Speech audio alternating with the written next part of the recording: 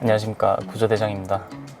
네, 오늘은 제가 다녔던 대학교 소방학과에서 홍보 영상 촬영을 좀 도와달라고 해가지고 오늘 아침 퇴근하자마자 학교로 가고 있습니다.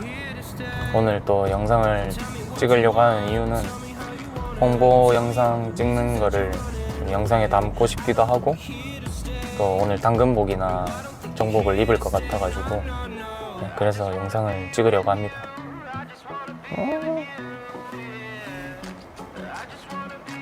안 가나? 네, 현재 시각 9시 38분. 어제 야간이었어가지고 9시에 아침 퇴근하자마자 학교로 가고 있습니다.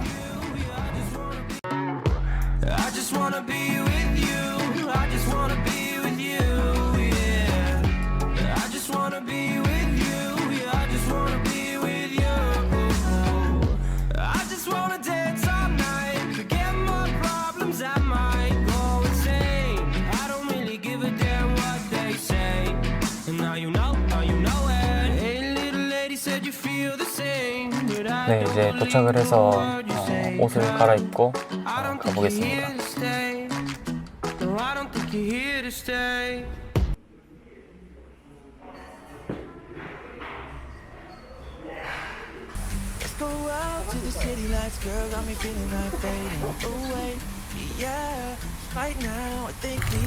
놔두면 정리하는 거 알려드릴게요. 일단 옷 벗어요. 옆으로 빼놔라 그래.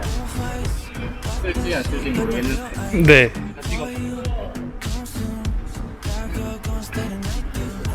나요? 아, 입을 거면 나. 네. 왜냐면 이게 여름용이 아니고 우리가 왜냐면 이게 입시면 끝내는 12월 되니까 짧게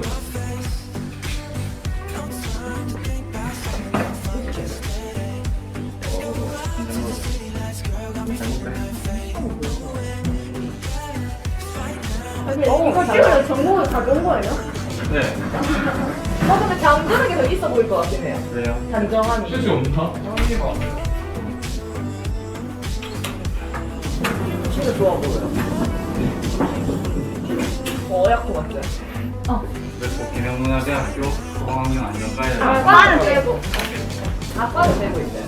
필요하죠. 받은 건 그건데 그렇게 안 해도 돼? 그건 안 해.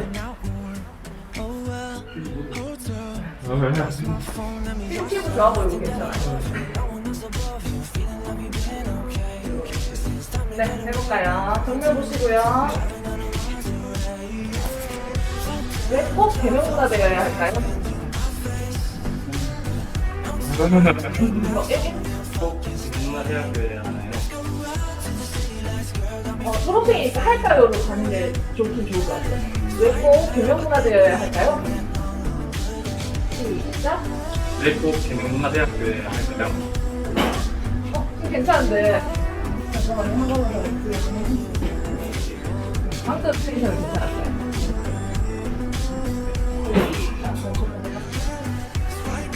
시작.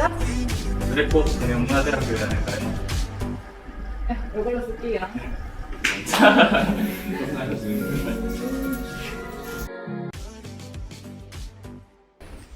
저희도 유튜브 올라가요? 일단 지금 오늘 영상을 뭔가 제대로 못 찍어가지고 확인해보고 쓸 거면 쓸게요. 내가 찍어. 우리 다솜씨 한번또 형님이랑 뭐 할까요? 여기 나 소방관 먹지 말걸 그러면. 그니까 말잖아. 벗어라. 나만 못 입잖아. 그건 너잖아. 네가 아니야. 아시아. 솔직히 한 번 더 입으면 제가 인정할게요, 진짜. 인정만 받을 수 있다. 표정으로 욕하는 거야? 표정으로 욕하는 거야? 뭐였어? 새끼 손가락 뭐니? 요즘 이거 한다면서요. 이거 한번 하시죠. 하나, 둘, 내가 만약 소방관을 한다면 헬스를 위해서 하는 게 맞을까 싶기도 하고. 근데 모든 운동의 기초가 헬스잖아요. 네, 그건 맞죠. 그래서 헬스를 병행을 해야 하는 거니까. 원래 근데 체대 했다가 여기로 왔거든요. 진짜 어느 정도 힘든 줄 알아가지고 그 고통, 그 공포감 네. 때문에 유산소를 더 피하는 것 같아요. 너무 힘들어가지고. 맞아요. 저도 지금 그 최강소방 하면서 저는 근데 운동을 진짜 많이 했었는데 최강소방 하면서 느껴보지 못한 고통을 지금 느끼고 있거든요. 와, 이렇게 아플 수가 있구나. 구면사슬이 그거를 느끼니까 하기 전에 긴장이 네, 맞아요. 그 고통을 느껴야 되는 거 이미 아니까 아, 너무 하기 싫은 거예요. 이게 모르면은 하는데 네. 다 알고 있으니까 하기 싫은 거. 원래 뭐 먹을 때도 막 이 맛 아니까 막 이거 먹고 싶어 하죠. 아, 맞죠. 맛있게 드세요. 잘 먹겠습니다. 네. 혹시 말 편하게 해도 돼요? 네, 상관없어요. 아니, 학교에 여자 수가 엄청 적을 거 아니야? 예, 엄청 적어요. 정우 인기 없어? 예, 없어요. 왜 그럴까? 아니, 보통 홍일점이면 마음 품을 수 있는데 이거 무슨 의미야? 아니, 너무 이해가 됐다고 해야 되나? 남녀 간에 그 친구가 있다고 생각해? 없죠. 남녀가 친구가 왜 있다고 있어요? 생각해요. 저는 없어요. 있다고 생각하고 저는 없어요. 또 없어요. 저 없고 없어? 여자친구 다 있는 것 같아요. 애들. 있을 것 같... 아, 근데 이거 기분 나쁠 수도 있잖아. 뭐, 괜찮아요. 저희 애들은 다 쿨하기 때문에. 일상이라서. 아니면은 제 있을 것 같은 순서대로 아, 1, 2, 3, 4, 1번. 1번. 그 다음에 2번 1번. 끝난 거 아니야 이거? 공동 3등을 할 수도 있는데 내가 얘를 뽑고 싶은 이유가 있어. 왜요? 아까 이거 촬영하는데 웃는 모습을 봤단 말이야. 여자가 좋아할 만한 웃음. 좁혀. 얘 약간 무민 닮았어요. 무민. 약간 웃을 때 알파카 무민상. 웃을 때 매력이 있더라고. 있네. 얘가 왜 1등이에요? 너무 능글맞게 생겼어. 보통 이렇게 능글맞게 생기면 여자 잘 꼬시거든. 안 좋다는 약간 야, 다른 의미로 느끼하게 생겼다는 뜻이야. 그치.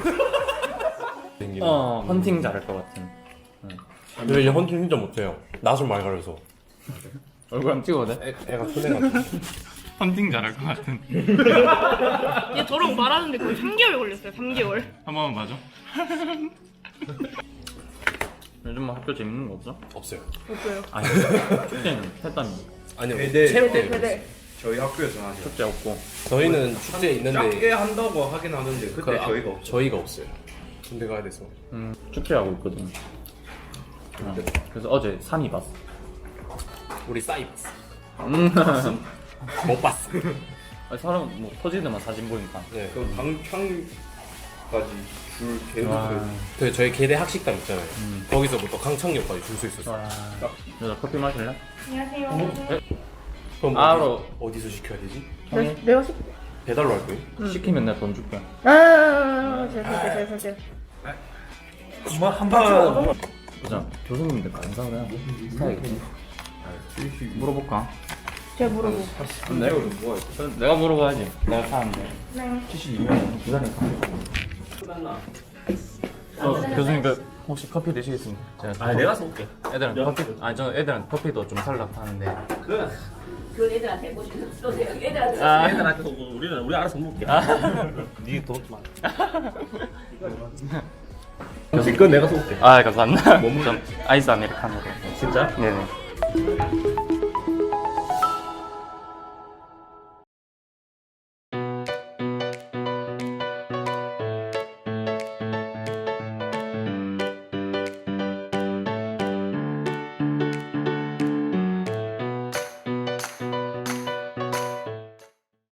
여러분 반갑습니다. 오늘은 방송작가에 대해서 이야기를 해보려고 하는데요. 보통 이 유튜브를 통해서 이제 방송작가에 대해서 찾아보시는 분들은 아마 방송작가 지망을 하시는 분들이 많으실 것 같아서 이제 보통 처음에 방송작가를 시작할 때는 막내 작가부터 이렇게 올라가기 때문에 막내 작가 때는 어떤 일을 보통 하게 되는지에 대해서 오늘 준비를 해봤습니다. 사실 이 막내 작가가 하는 일이 정말 많아요. 제가 지난번에 그 작가 수입에 대해서 말씀을 드리면서 이렇게 피라미드 구조다라는 말씀을 드린 적이 있어요. 근데 마찬가지로 업무도 똑같아요. 막내 작가가 하는 일은 이렇게 굉장히 많고 이제 위로 올라갈수록 좀 업무 분담이 줄어드는 것도 사실이고 뭐 투잡, 쓰리잡 이런 다양한 좀 프로그램을 하는 것도 가능해집니다. 일단 막내 작가 때는 당연히 다양한 프로그램을 하는 건 힘들고 이제 한 프로그램에만 집중해서 시작을 하게 되는데요. 그 막내 작가의 가장 그 많은 부분을 차지하는 업무는 첫 번째는 바로 자료조사입니다. 사실 이 자료조사가 막내 작가의 뭐 8알이라고 해도 과언이 아니에요. 프로그램을 하나를 하려고 하면 어떤 프로그램이든 간에 관련된 정보를 계속해서 다양하게 취합을 해야 되기 때문에 자료조사가 굉장히 중요합니다. 뭐 그냥 흔한 6시 내 고향 같은 그런 VCR을 한다고 해도 보통 이 제철에 촬영을 해야 되기 때문에 뭐 4월 제철 과일 뭐가 있지 검색을 해보고 그 과일 중에서도 또 뭐가 유명하지 딸기를 가볼까 그러면 딸기 유명한 데는 어디지 이런 식으로 계속해서 확장을 해 나가야 됩니다. 뭐 그런 것뿐만이 아니라 예능에서도 대부분 초반에는 이제 섭외를 위해서 출연자 리스트를 확보해야 되다 보니까 어떤 인물이 적합한지 출연자를 찾아봐야겠죠. 그때도 인물 검색을 정말 엄청나게 많이 하는 편이고요. 뭐 기획을 한다고 해도 만약에 뭐 패션 프로그램을 한다 그러면은 뭐 올해 색깔은 무엇인지 요즘에는 어떤 게 유행하는지 또 특히 좀 각광받는 디자이너는 누군지 좀 떠오르고 있는 사람은 또 없는지 뭐 또 연예인 가운데서 좀 패션에 관심 있는 사람은 누군지 뭐 이렇게 막 자료조사 할 것들이 굉장히 많아요. 그래서 프로그램 하나에 들어갈 때마다 그것과 관련되어 있는 자료조사를 엄청나게 전문가 수준에 가까울 정도로 많이 하기 때문에 이 방송 작가를 하다 보면은 얇고 넓은 지식이 많아지는 건 사실입니다. 근데 이렇게 이제 자료조사가 첫 번째 그 임무가 되겠고 두 번째 업무 같은 경우에는 섭외예요. 이제 자료조사와 마찬가지로 엄청나게 중요한 부분을 차지합니다. 이제 섭외 같은 경우에는 처음에는 인물 섭외가 있겠죠. 물론 좀 유명한 연예인이나 뭐 좀 잘 알려진 사람이나 뭐 메인 작가와 친분 있는 사람들은 뭐 메인 작가나 또 PD가 섭외를 하지만 일반인이라든지 뭐 의사나 변호사 같은 어떤 전문직 종사자 이런 분들은 대부분이 막내 작가가 섭외를 많이 하는 편이에요. 근데 이제 이 섭외를 얼마나 잘 하느냐에 따라서 그 막내 작가의 역량이 좀 판가름 나기도 하고요. 이런 인물 섭외뿐만이 아니라 또 장소 섭외가 있어요. 촬영을 하려면 그 촬영에 합당한 장소가 있어야겠죠. 가령 우리가 예능을 보면 뭐 이렇게 길거리 지나가다가 갑자기 어느 라면집에 들어가서 라면을 먹습니다. 그러면 그 라면집이 우연히 들어간 것이냐? 절대 아니죠. 다 사전에 섭외가 되어 있는 라면집입니다. 그래서 이런 장소 섭외 역시도 막내 작가가 많이 담당을 하는 편입니다. 이어서 세 번째는 회의록이나 뭐 각종 공문이나 이런 문서 작성이 있어요. 그러니까 이런 문서 같은 경우에는 앞서 그 섭외의 연장선인데 인물이나 어떤 장소를 섭외할 경우에 대부분 다 그 기관이나 뭐 그쪽에서 공문을 요청을 합니다. 그러면 이제 뭐 우리 촬영하는 것 관련한 내용을 간략하게 써서 공문 양식에 맞춰서 공문을 이제 보내줘야겠죠. 그래서 공문 쓸 일이 되게 많고 이제 그리고 또 프로그램을 기획할 때는 특히 회의를 굉장히 많이 하는데 그 회의록 작성하는 것도 막내 작가의 임무입니다. 그리고 또 뭐 프로그램에서 이제 출연자들에 대해서 출연료를 지급을 해야 되는데 그 출연료 지급을 위해서 바우처를 보통은 받습니다. 담당 작가 언니가 바우처를 받아서 막내 작가한테 주면은 막내 작가가 그 다양한 바우처들을 다 취합하는 그런 역할을 하게 됩니다. 뭐 이런 공문이나 회의록 외에도 뭐 우리 팀의 연락망 정리라든지 또 일정 정리라든지 그런 각종 기타 문서들을 작성하는 일을 하게 됩니다. 그리고 네 번째로는 이제 그 보도자료를 쓰는 게 있어요. 이거는 보도자료를 쓰는 프로그램도 있고 그렇지 않은 프로그램도 있어요. 가령 그 기사를 보면은 프로그램이 새로 런칭을 했거나 뭐 유명한 프로그램에 유명한 연예인이 나오면 이제 기사들이 나오죠. 근데 대부분 그 기사들이 기자들이 쓰는 게 아니라 이 프로그램에서 작가들이 보도자료를 써서 기자들에게 배포를 하는 거예요. 그러면 이제 그거를 보고 기자들이 약간 그 구미에 맞게, 기사 양식에 맞게 바꿔서 내보내는 경우도 있고, 뭐 간혹 가다가는 보도자료 뿌린 거 그대로 내보내는 기자들도 있어요. 그래서 이제 우리가 흔히 낚시성 제목이라고 하죠. 그런 제목들을 한 3개, 4개 정하고 또 우리 프로그램과 관련되어 있는 뭐 주요 어록이라든지 프로그램 정보라든지 그런 것들을 기사처럼 작성을 해서 이제 보내게 되는데, 막내 작가가 글을 쓸 일이 많이 없기 때문에 대부분 이 보도자료를 통해서 좀 메인 작가가 아, 이 친구는 글을 좀 쓰는구나, 이런 거를 좀 판가름할 수 있는 척도가 되기도 해요. 그래서 좀 막내 작가 때 두각을 드러내고 싶다면 이 보도자료를 좀 잘 쓰는 것도 방법 중에 하나입니다. 그 보도자료의 연장선에서 5번째가 이제 예고 멘트가 있어요.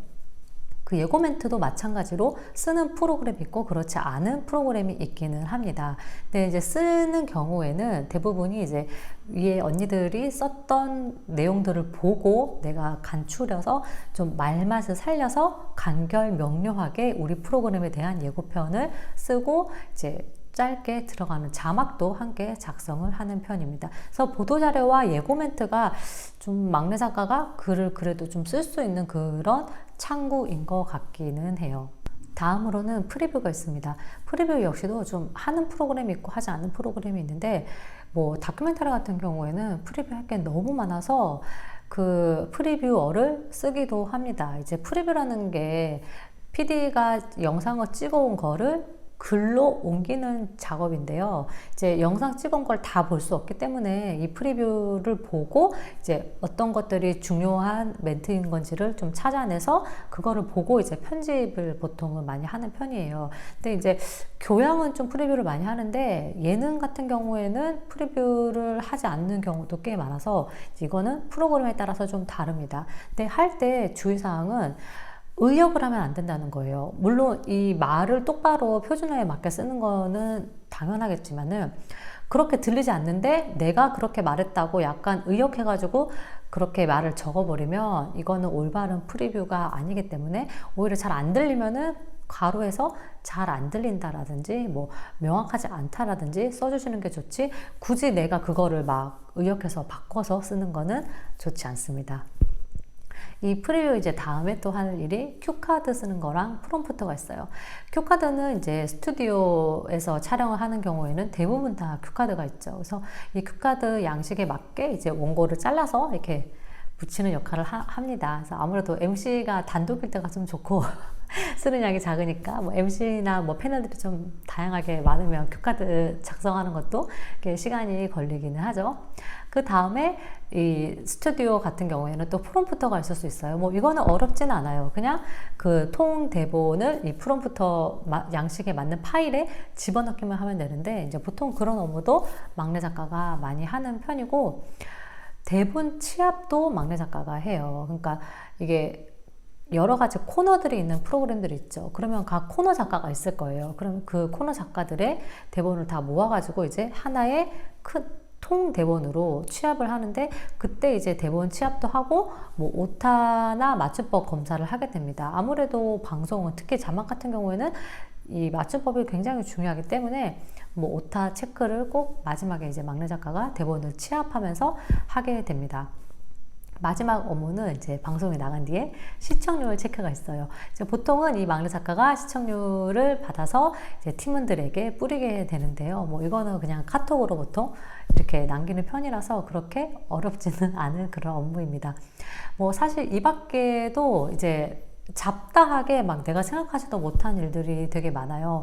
특히 뭐 비품이나 소품 정리 같은 경우에도 AD랑 같이 하는 경우도 있긴 하지만 또 막내 작가가 좀 정리를 하는 경우도 있거든요. 그래서 이런 식으로 막 잡다하게 할 일들이 되게 많아서 내가 작가인가 잡가인가 이런 막 생각이 들고 회의감도 느껴지고 일도 너무 힘들고, 사실 그런 시기가 막내 작가이기도 해요. 하지만 또 일을 조금씩 배워가고 내가 알고 있던 것들이 좀 확장되는, 또 내가 성장해 나가는 느낌을 가장 많이 받을 수 있는 시기가 또 막내 작가이기도 합니다.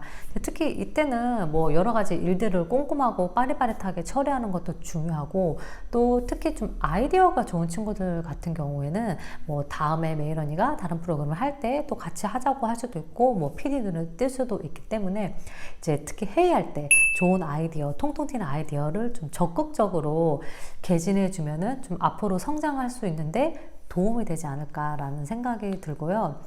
보통 막내 작가를 얼마나 하느냐에 대해서도 많이들 물어보시는데 이것도 워낙 사람에 따라서 다르고 상황에 따라서 다르고 사실 좀 운도 작용하는 측면이 없지 않아 있어서 기본적으로는 뭐 한 2, 3년, 길면은 3, 4년인데 뭐 예능 같은 경우에는 6년, 7년도 하시는 분들도 보기는 했어요. 그래서 이게 예능은 좀 입봉이 느린 편이죠. 그러니까 이게 워낙 들쑥날쑥하고 사람에 따라서 달라서 딱 얼마 동안 막내 작가를 하면 서브 작가로 올라간다. 이제 보통 서브로 올라가는 거를 입봉이라고 하는데 입봉을 한다라고 명확하게 말씀을 드릴 수는 없지만 이제 뭐 아이디어 개진이라든지 또 좀 섭외를 잘한다든지 이렇게 좀 눈에 띄게 일을 열심히 잘하면 입봉의 기회가 금방 올 수 있지 않을까 하는 생각이 듭니다. 오늘은 이 막내 작가가 하는 업무에 대해서 말씀을 드렸는데요.